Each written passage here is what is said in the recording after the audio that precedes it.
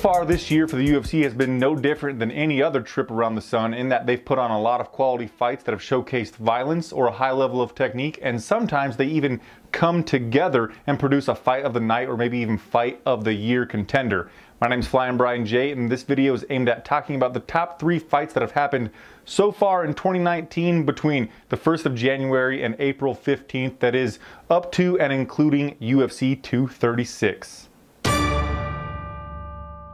First, I want to go over the criteria for a fight to have been considered for this list. It had to have happened in the UFC's Octagon between the 1st of January and the 15th of April 2019. It had to have been fight of the night for the event on which it took place. And I had to have watched it live and thoroughly enjoyed it. That's it. So let's go. But I want to start with number 2. Vicente the Silent Assassin Luque versus Bryan Bam Bam Barberena. It doesn't play into how exciting the fight turned out to be, but I love that Barberena walked out to Baby Shark. The tactic that he ended up using against Luque in this fight was more like a group of dolphins attacking a shark. In that, I mean death by 1,000 cuts. The majority of the time he threw Diaz-esque strikes that peppered Luque and didn't allow his opponent to emerge from his defensive shell. But there were times, like in the first round, when Barberena threw with power and dropped Luque with a 3-2 combination. And although Luque looked extremely hurt, he hit a switch takedown and nearly secured a rear naked choke. Barberena showed amazing grit, determination, and toughness by surviving that tight RNC, only to pop out and immediately be put in a darce that, of course, he survived. In fact, both guys were able to keep their wits about them and stay in the fight at moments where I thought it was for sure gonna be over. The fight had volume striking from Barberena. It had power striking and straight punches from Vicente Luque. It had fantastic offensive submissions from Luque, and plus really good submission defense and grit from Bryan Barberena. And even when we went into the 3rd round, I wasn't sure who was going to get the victory, even if it went to the judges, and apparently the official judges' scorecards had it even going into that 3rd round, and before getting finished, it seemed like Bryan Barberena was going to win the 3rd round.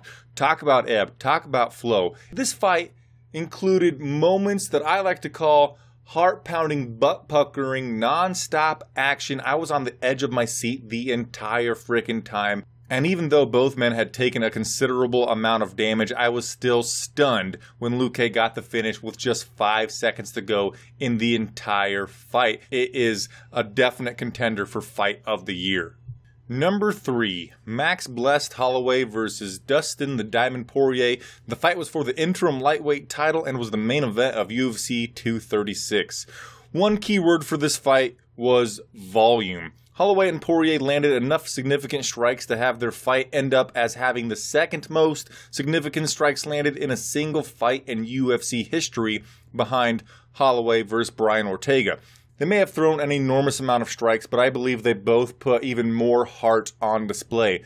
Both guys were hurt at multiple times in the fight, but it took a long time for either guy to go for a takedown or clinch. Instead, they agreed to exchange in the proverbial phone booth. Holloway landed with ample accurate strikes like he always does, but Poirier, for the majority of the fight, was doing the same, but with considerably more power. Something that added to my enjoyment of the bout was a sense that Holloway would be able to go one notch above his opponent's volume as the fight progressed, like we saw him do against Aldo, Pettis, and Ortega. At times, we did get to see that. In a sense, we saw the absolute best from both fighters. That is, including how respectful and respectable each man is inside and outside the cage. They seemed cordial to each other in the midst of pouring on high levels of violence. After the 2nd round, we even got a moment between these two guys that was very similar to Robbie Lawler versus Rory MacDonald 2, except for this one here, Holloway and Poirier, was more an air of respect and look at what we're fucking doing, and less savagery that we saw from MacDonald versus Lawler. This lightweight contest had nearly everything, including high stakes and a belt on the line. The reason I put it below Luque vs Barberena is that because watching it live, I felt Poirier was in control for the majority of the fight and ultimately had less ebb and flow. But nonetheless, Poirier vs Max Holloway is a fight that, even knowing the result, you could watch time and time again. Both guys showcased their stuff. We got to see a belt wrapped around Dustin Poirier's waist, and overall, it was phenomenal.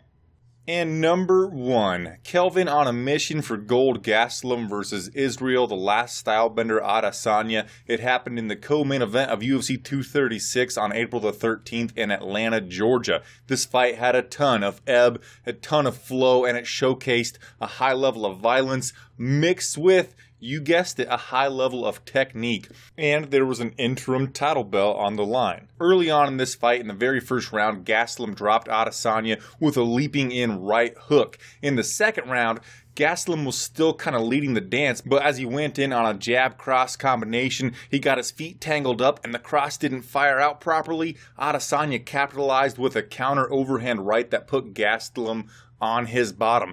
For a while after that, Adesanya was in full control. So much so that he dropped Gastelum again in the same round. The second time was with a perfectly placed back elbow. My goodness, that thing was delightful to look at.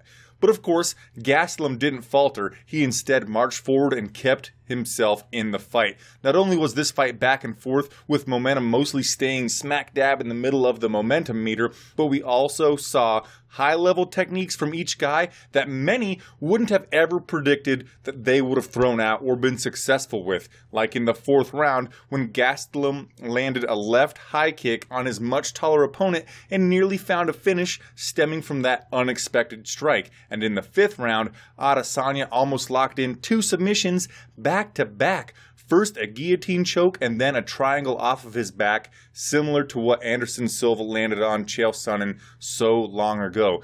At the very end of the fight, Adesanya nearly put a stamp on things and got a finish as he landed savage ground and pound as time expired. Adesanya won the decision and became the interim champ, but both men showcased some of the greatest things about mixed martial arts fights for 25 minutes and set themselves up in a good spot to earn Fight of the Year honors when 2019 is completed. The reason this fight is the best so far this year and ahead of the other 2 on this list is because going into the 5th and final round, we had no idea who would win a decision. Very similar to Luque vs. Barberena, but Gastelum vs. Adesanya had more on the line. It was a longer fight, being 5 rounds with more ebbs and flows, plus it showcased an overall higher level of technique. Fights don't get better in any combat sport than Kelvin Gastelum versus Israel, the last stylebender, Adesanya, and I could watch this thing over and over and over again. Thank you so much for making it to this point in the video. In the comment section down below, I want you to tell me 2 things. 1 is, what was your favorite fight so far this year? And 2 is, what has been the best individual performance so far in 2019, up to and including, of course, UFC 236. Please give the video a thumbs up, and I'll see you on my next one. Namaste.